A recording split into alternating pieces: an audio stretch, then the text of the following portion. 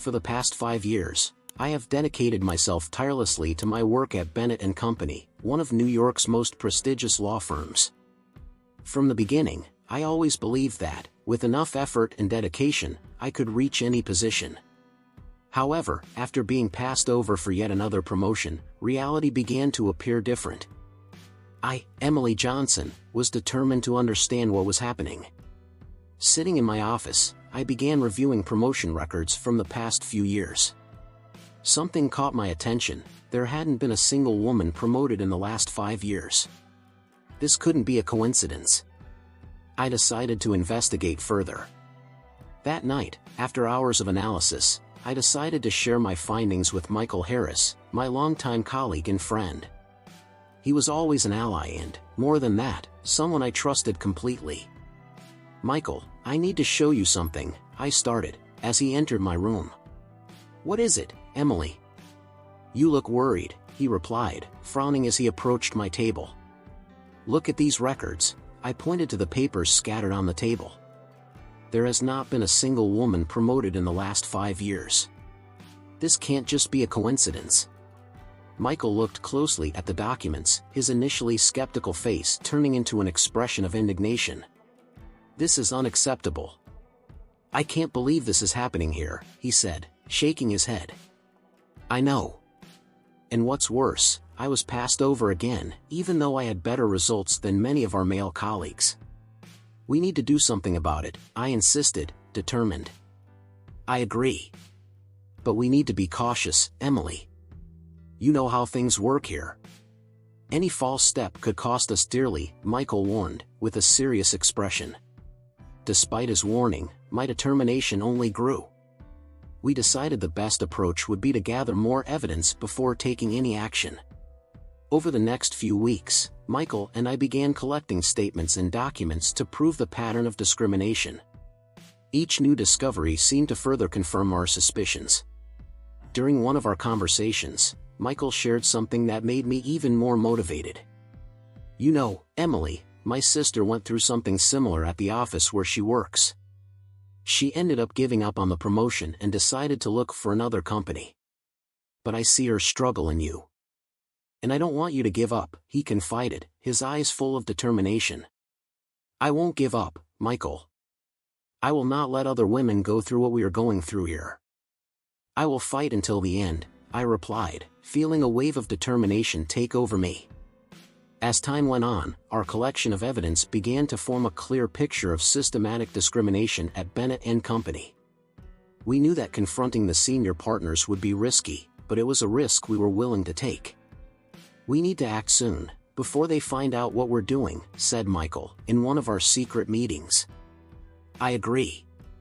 But first, I need to talk to someone who can help us understand the situation better," I replied, already thinking about who that person could be.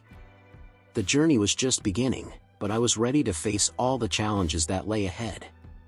With Michael by my side and unwavering determination, we knew we could make a difference and fight for a more fair and equal environment.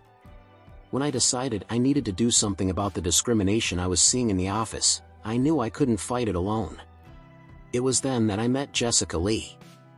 Jessica was a young lawyer, full of potential and brilliance, but who was already beginning to feel the weight of the barriers imposed by the corporate environment. I saw in her a younger version of myself, with the same dreams and the same determination, but also with the same obstacles. "Emily, do you have a minute?"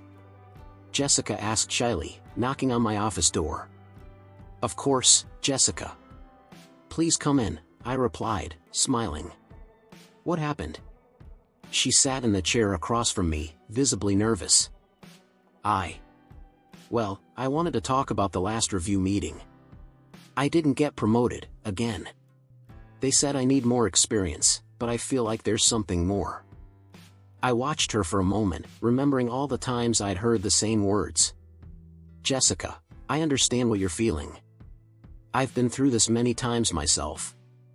And honestly, I think there's a standard here that isn't fair." Jessica looked at me in surprise, but also with a hint of hope. "Do you think it's discrimination?" I nodded slowly. "Yes, I think it is. And we can't just accept that. I was thinking about starting a mentorship with you, if you're interested. Together, we can share strategies, experiences and strengthen ourselves to face this environment. Jessica's eyes lit up. I would love that, Emily. I admire you so much and want to learn everything I can. From that moment on, our relationship transformed. Weekly meetings became our routine, and each session was a rich and deep exchange. I shared my experiences, from small victories to big frustrations. Jessica, on the other hand, brought a fresh perspective and invigorating energy. I was thinking about how we can collect evidence of discrimination, I suggested in one of our meetings. We can start documenting all of our interactions, and if we notice something suspicious, we'll have hard evidence. Jessica agreed enthusiastically. Yes, and we can also talk to other colleagues. Maybe they have similar stories and want to join us. It was then that I realized that Jessica was not only a brilliant mind, but also a natural leader. Over time, our mentorship turned into a solid friendship. We share not only work strategies, but also personal stories, dreams and fears. Emily, have you ever thought about what it would be like if we could change all of this? Jessica asked one night as we were drinking coffee after a long day of work. I smiled, thinking about the impact this would have not only on our lives, but on the lives of so many other women. Yes, Jessica. I think about it every day. And it's this vision that gives me the strength to keep fighting. Jessica looked at me with admiration. I believe we can do this. Together, we are stronger. And so, with each meeting, each conversation, and each new strategy, our determination grew. A mentorship that began as an attempt to help a young lawyer navigate the challenges of the firm has turned into a powerful alliance. We were determined to expose the truth and fight for equality, not just for ourselves, but for all the women who would come after us. Jessica quickly became not just an ally, but a trusted friend. Our sessions were full of productive discussions and, often, laughter and venting. Did you know that when I came here I thought it would be easy to prove myself? Jessica confessed one day. I had no idea how much I would need to fight. I know exactly how you feel, I replied, lightly touching his hand in a gesture of solidarity. But believe me, every little victory is worth it. Together, we began to share our experiences and strategies with other colleagues, creating a real movement within the office. Mentoring with Jessica not only gave me a new friend, but also a new perspective and renewed strength to continue the fight. And so, with courage and determination, we were ready to face any challenge that came our way. When Michael and I decided it was time to confront Richard Bennett, the senior partner and most powerful figure in the firm, we were aware of the risks we were taking. However, the injustice we witnessed daily gave us the courage we needed to move forward. We spent weeks collecting evidence of discrimination, including emails, meeting records and statements from other employees. Each piece of information solidified our conviction that exposing this reality was not only necessary, but urgent. On the morning of the confrontation, the atmosphere in the office was tense. I could feel the curious and worried looks of my colleagues as I walked towards Richard's office, with Michael at my side. He gave me an encouraging look and knocked on the door. Come in, Richard's authoritative voice reverberated through the heavy wooden door. We entered, and Richard was behind his desk, with an impassive expression. I took the initiative. Richard, we need to talk to you about a very serious matter, I began, trying to keep my voice steady. What's this about, Emily? He asked, not looking away from the documents on his desk. It's about the office's promotion policy, Michael said, getting into the matter directly. We discovered a disturbing pattern of discrimination against women. Richard finally looked up and stared at us, his face expressionless. This is a serious accusation. Do you have proof? I handed him the folder with all the documents we had collected. He opened it and began to leaf through it, his expression becoming more and more serious. This is ridiculous, he said finally, closing the folder with a snap. There is no discrimination here. Promotions are based on merit. So how do you explain the fact that no women have been promoted in the last 5 years despite their exceptional qualifications and performance? I asked, my voice taking on a challenging tone. Richard stood up, his tall, imposing figure looming over us. Emily, you are treading on dangerous ground. These baseless accusations could have serious consequences. Unfounded? Michael intervened. These documents prove otherwise. And we will not allow this injustice to continue. Richard approached me, his expression hard. If you continue with these absurd accusations, Emily, I will have to consider your dismissal. The threat hung in the air like a dark cloud. I felt a chill run down my spine, but I refused to back down. If that's your answer, then we know we're on the right track. We won't be silent. Richard dismissed us with a brusque gesture, and we left the room feeling like the battle was just beginning. As he closed the door behind us, Michael whispered, "That was intense." It was, I agreed, trying to catch my breath. But we can't stop now. We need to keep gathering evidence and make sure the story is heard. The following days were a whirlwind of tension and uncertainty. Richard began watching us closely, and the atmosphere in the office became increasingly oppressive. Some colleagues began to walk away, fearing reprisals, but others approached, offering silent support. One afternoon, as we were reviewing more documents in my office, Michael looked at me with concern. "Are you okay, Emily? This is affecting you more than you admit." I sighed, feeling the weight of responsibility. "I'm tired, Michael. But every time I think about giving up, I remember all the women who told us their stories. I can't let them down." He nodded, his expression firm. "We're in this together. We will stand up to Richard and anyone else who tries to stop us." And so, we continue our fight, motivated not only by justice, but by the hope that one day, the corporate environment would be a place of equality for all. The battle would be hard, but we were determined to win. The tension in the office was starting to affect every aspect of my life, especially my relationship with Alex.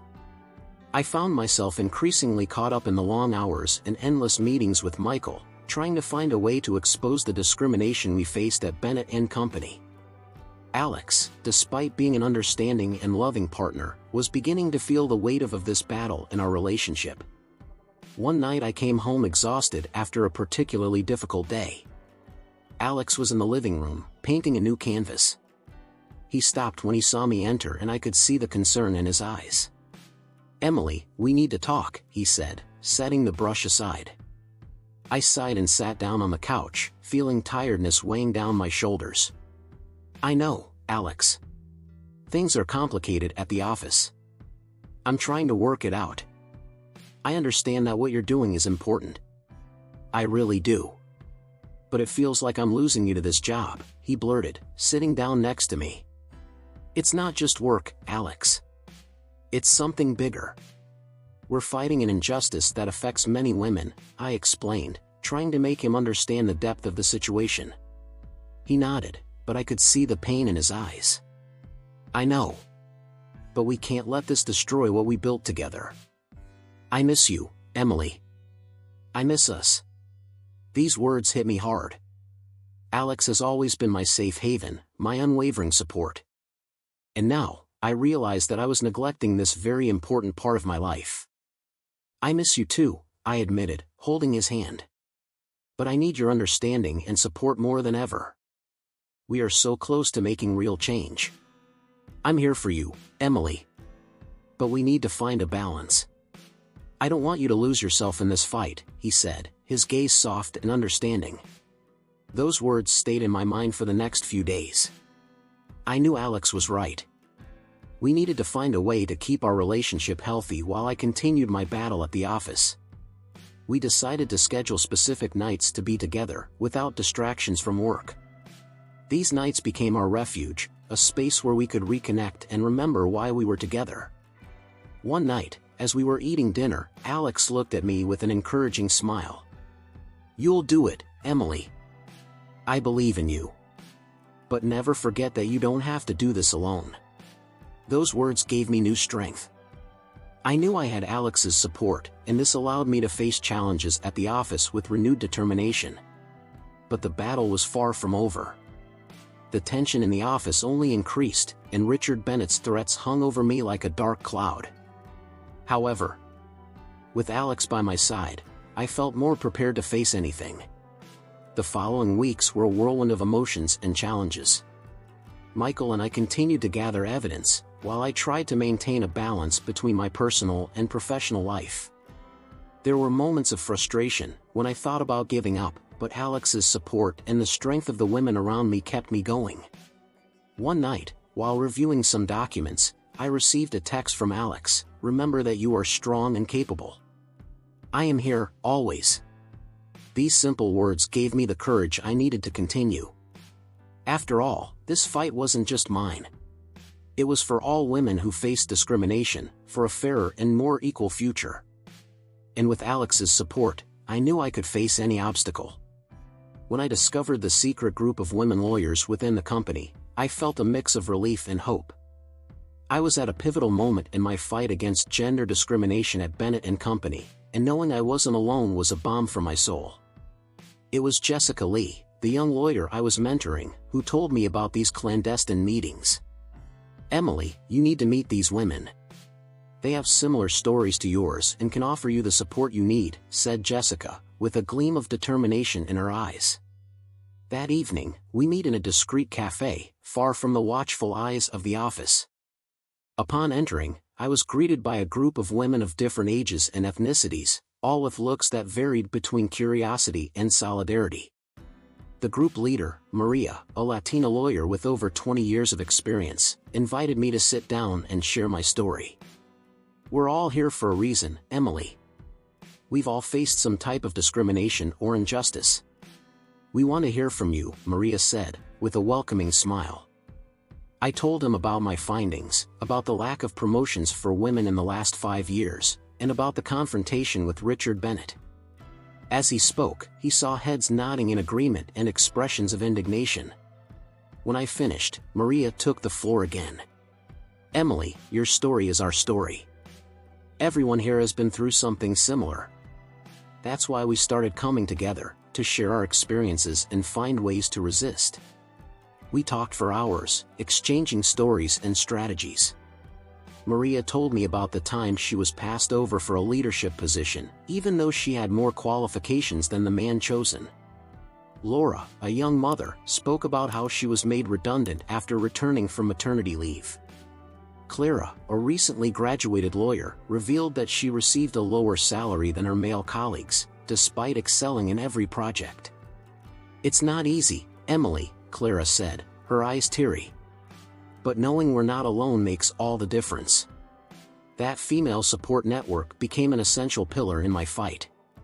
With their help, I began to gather more evidence and strengthen my case against Bennett & Company.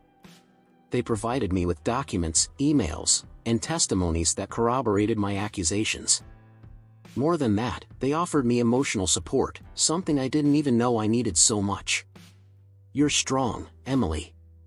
We're all with you," Laura said, holding my hand firmly. These women were not just colleagues, they became my friends and allies. Each of our encounters was a recharge of energy and determination. We knew we were facing a deep-rooted system of discrimination, but we also knew that we were stronger together. Michael also benefited from this network. Although he was a man, he was accepted by the group because he was my ally and because of his genuine indignation at the situation. Women saw him as an important ally in our fight, and he was always grateful for that. "I never imagined things would be so difficult for you," Michael confessed in one of the meetings. "I feel honored to be able to help." With the support of these women, my confidence grew. They taught me the importance of being resilient and never giving up, even when the battle seemed impossible. Each of them was an example of courage and resistance, and I felt privileged to be part of this group. "We will beat this together," said Maria, in one of our last meetings before taking the case to court. "And when we win, we will make history." The female support network not only made me stronger, it also solidified my determination to fight for equality. It was more than a personal issue, it was a collective cause, a fight for all the women who came before us and for all those who would come after. And I was ready to face any challenge that came my way, knowing that I had these incredible women by my side. I clearly remember the day Michael and I decided it was time to take our case to court. The tension in the office was palpable, and we knew this would be a long, hard battle, but we were determined to expose the truth and fight for justice. "Emily, we have enough proof now. It's time to take the next step," Michael said, with a serious but determined look. I nodded, feeling a knot of anxiety and excitement forming in my stomach. "Yes, Michael, let's do this. We need to show them that they can't continue to discriminate against women with impunity." We prepared the lawsuit meticulously, reviewing every document, every testimony, and ensuring our case was solid. When we finally filed suit against Bennett and Company, the news spread like wildfire. The media quickly picked up the story, turning it into a headline. I received countless phone calls and emails from journalists wanting to know more about the case. "Emily, how does it feel to be the voice of so many women who face discrimination at work?" asked a reporter during an interview. "I feel honored and determined. This is a fight not just for me, but for all the women who have been passed over, silenced and underestimated," I replied firmly, trying to hide the tension I felt. The legal battle began, and with it came endless days in court. The first day was especially difficult. Facing the lawyers from Bennett and Company and seeing Richard Bennett in the dock was a test of nerves. "Ms. Johnson, do you really believe this lawsuit will change anything?" asked the defense lawyer, with a cynical expression. "Yes, I do. Because it's not just about me. It's about all women who deserve equality and respect in the workplace," I replied, keeping my tone firm. The court sessions were intense. Each statement, each piece of evidence presented was a small victory, but also a reminder of how difficult this fight was. Michael was by my side, offering support and guidance. In moments of doubt, he always knew what to say to encourage me. "Emily, remember why we're doing this. Every minute of effort is worth it if we can change this culture of discrimination," he said, looking me in the eye with a sincerity that gave me strength. Media attention also brought support from multiple fronts. We received messages of solidarity from other women lawyers, from civil rights groups, and even from ordinary people who were inspired by our fight. Each message was a reminder that we were not alone in this battle. "Emily, you are an inspiration to us all. Keep fighting," said a fellow lawyer in an email I received after a particularly difficult hearing. However, not everything was rosy. We felt the pressure constantly. There were days when I questioned whether we would be able to last until the end. But whenever doubt arose, I thought about Jessica, about all the women in the support group, and the impact this victory could have. Finally, after months of hearings, testimonies, and a flood of emotions, the day of the verdict arrived. The courtroom was packed, and the air was thick with expectation. When the judge began to read the decision, my heart seemed to beat in every part of my body. The court concludes that Bennett and Company is guilty of gender discrimination. The sanctions imposed should serve as an example that such practices will not be tolerated. The judge's words echoed in the room, and I felt an immense weight lifted from my shoulders. I looked at Michael, who was smiling, and knew we had made it. Our fight had been worth it. At that moment, I realized that this victory was just the beginning of a much bigger change. As our case gained notoriety, the pressure on me increased almost unbearably. I knew that taking on a giant like Bennett and Company wouldn't be easy, but the anonymous threats I started receiving were something I hadn't anticipated. It was a rainy afternoon when I received the first threatening email. "Give up now, Emily, or you'll regret it." I showed Michael the email immediately. He was sitting at his desk, reviewing some important documents for the court. "Michael, look at this," I said, handing him my cell phone. He read the message and frowned. "This is serious, Emily. We need to inform the police." I nodded, but inside, I felt a mixture of fear and anger. Who was behind these threats? And why did they think they could intimidate me so easily? "I won't give up, Michael. They can threaten me all they want, but I won't stop." Michael placed his hand on my shoulder, a gesture of support that, at that moment, meant a lot. "I know that, Emily. And I'm with you on this one. Let's get through this together." However, the threats did not stop there. I received texts, emails, and even notes left on my desk. It was clear that someone was trying to scare me, but I refused to give in. Jessica, my mentee and now friend, noticed the tension on my face one morning at the office. "Emily, are you okay?" she asked, with a worried expression. "Just a little tired, Jess. Nothing you need to worry about." But she wasn't convinced so easily. "I know you're receiving threats. The women's support group knows too. We're all here for you, Emily. You are not alone." Jessica's words brought unexpected comfort. I knew that, despite the difficulties, I had a network of strong women by my side, willing to fight for the same cause. However, the constant tension began to affect my performance in court. I felt exhausted, and my concentration was compromised. Michael noticed this. "Emily, you need to take time for yourself. If you continue like this, you will end up burning out." I nodded, knowing he was right but feeling the pressure of not being able to catch a break. "I can't, Michael. We are in the middle of a crucial case. I can't afford to rest now." He sighed, but didn't insist. I knew I was stubborn and determined. However, the truth was that my mental health was in shambles. The threats not only terrified me, but also made me question every move I made. One night, after a long day in court, I came home and collapsed on the couch. Alex, my partner, came up to me and hugged me. "Emily, I'm worried about you. These threats, this is all affecting you too much." I sighed, feeling the weight of the world on my shoulders. "I know, Alex. But I can't give up. Not after everything we've already done." He looked into my eyes, full of concern and love. "I understand, and I'm here to support you. But you need to take care of yourself too."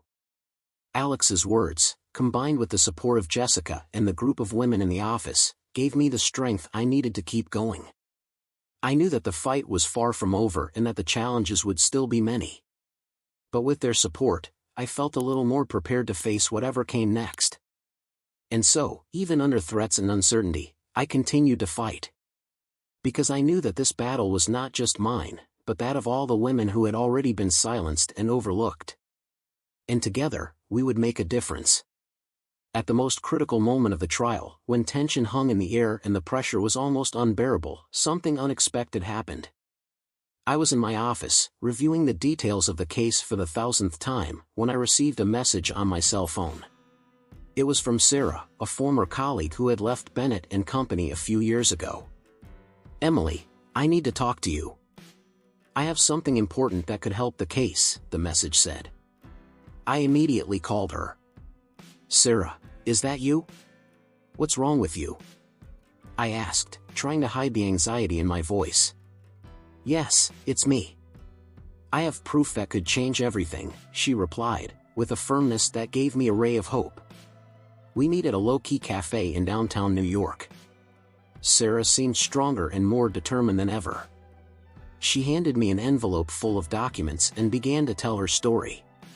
When I left Bennett and Company, it was because I couldn't take the discrimination any longer. I kept these documents, thinking that one day they might be useful.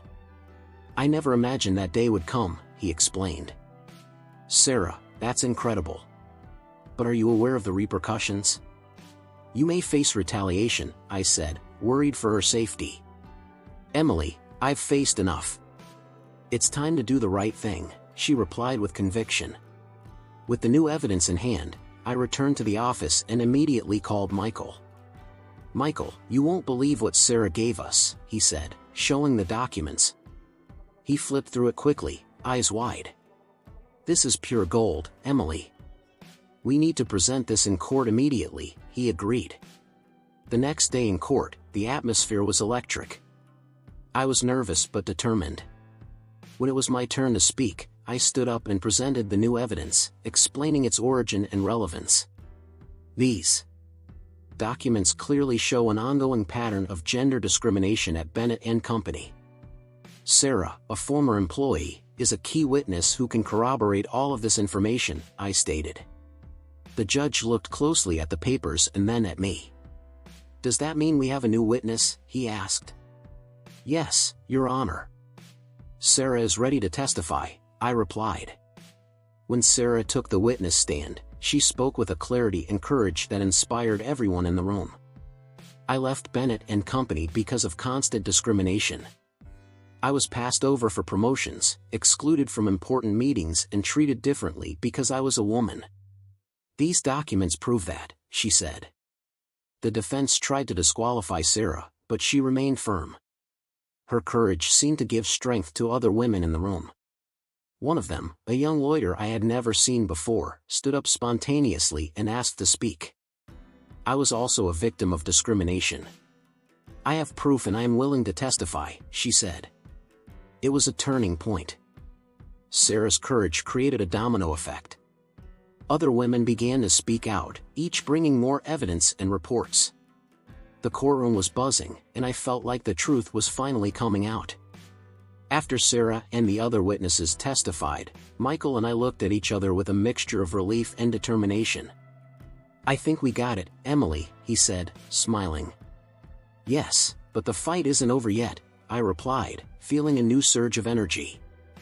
In the days that followed, the media covered the case extensively. Sarah has become a symbol of courage, and her decision to speak out has inspired many other women to do the same. The unexpected support we received was crucial in strengthening our case and changing the course of the trial. Finally, when the judge ruled in favor of our case, feeling the weight of justice finally being done, I knew that we were not only achieving a legal victory, but also paving the way for a more just and equal future in the corporate environment.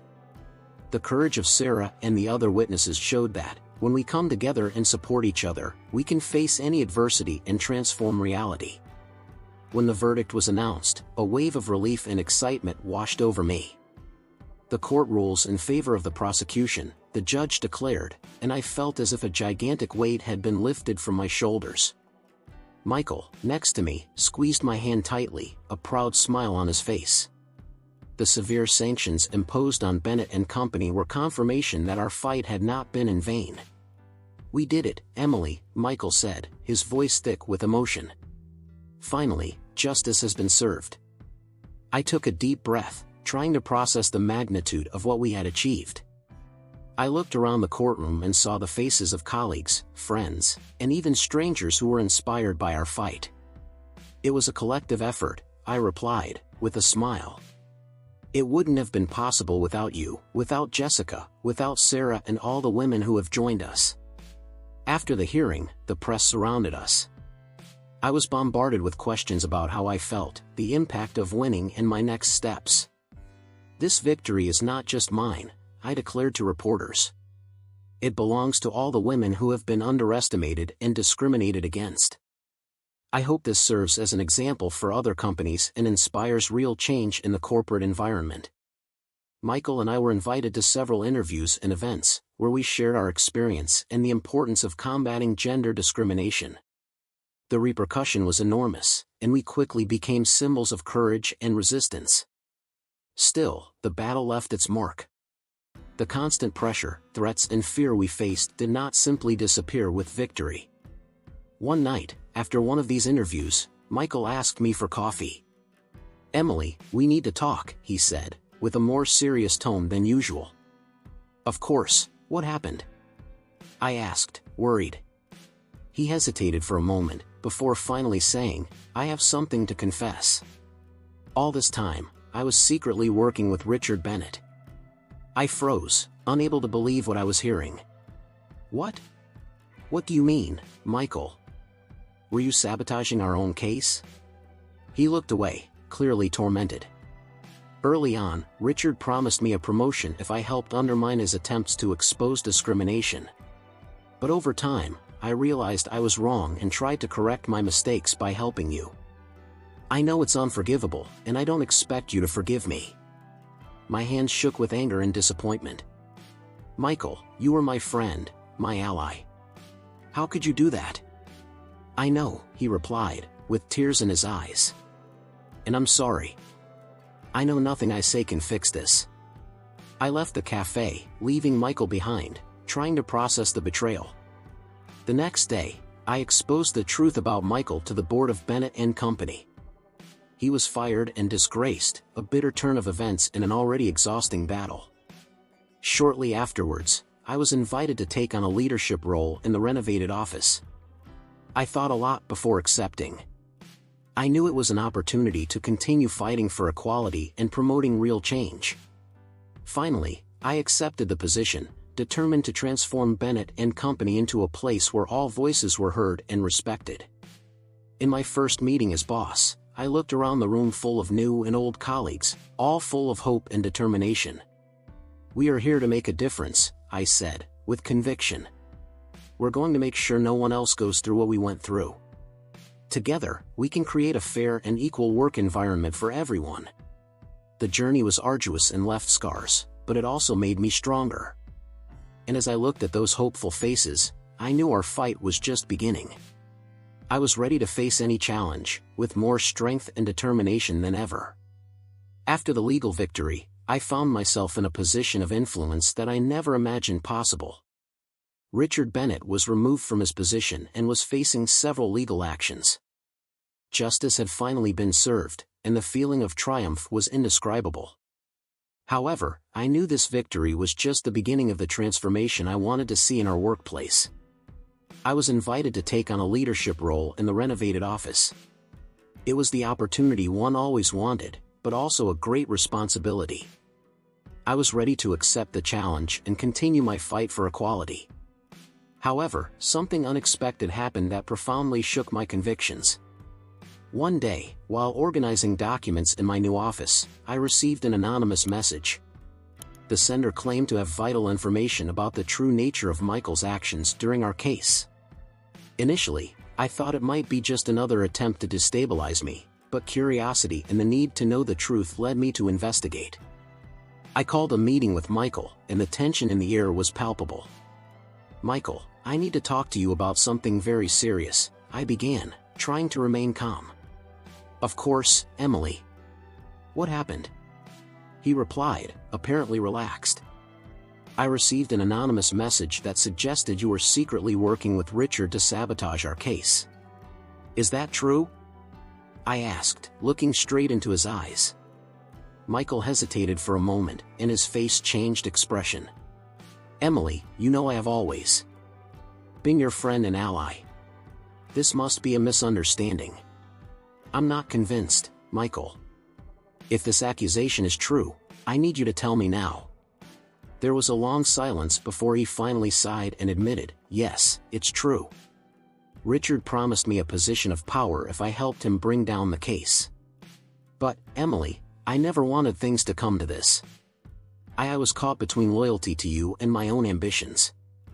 The feeling of betrayal was overwhelming. Michael, my friend and confidant, had been working against me all this time. "Do you have any idea what you did? You not only betrayed me, but every woman fighting for equality in this office." "I know, Emily. I know. And I deeply regret it," he said, with tears in his eyes. "Please give me a chance to make this right." But I knew there was no going back. "Michael, you have let your ambition blind you to what is right. I cannot allow you to remain here. You will be fired and face the consequences of your actions." He lowered his head, knowing there was nothing more to be said. News of Michael's betrayal quickly spread throughout the office, and he was disgraced and fired. The sense of justice prevailed, but the emotional scar of this betrayal remained. With Michael out of the way, I assumed my new position with even more determination. I knew that the fight for equality was far from over, but now I had more strength and influence to make a difference. I used my position to implement policies that ensured equal opportunities for everyone, regardless of gender. My first step was to create a diversity and inclusion committee, made up of members from all areas of the office. This committee will be tasked with reviewing our practices and ensuring we are promoting a fair and inclusive environment for all, I announced during the first meeting. Jessica, who had been my ally from the beginning, now also held a prominent position. "Emily, I'm so proud of what we've accomplished. There's still a lot to be done, but we're on the right track," she said, smiling. "Yes, Jessica. And we will keep fighting. This is just the first of many victories, I replied, feeling the strength of our union. Bennett & Company's renovation became an example for other companies, and our story inspired many other women to stand up against discrimination. My personal journey had been marked by challenges and betrayals, but also by victories and the discovery of an incredible supportive community. And so, with every step, we continue to fight for a fairer and more equal future for all.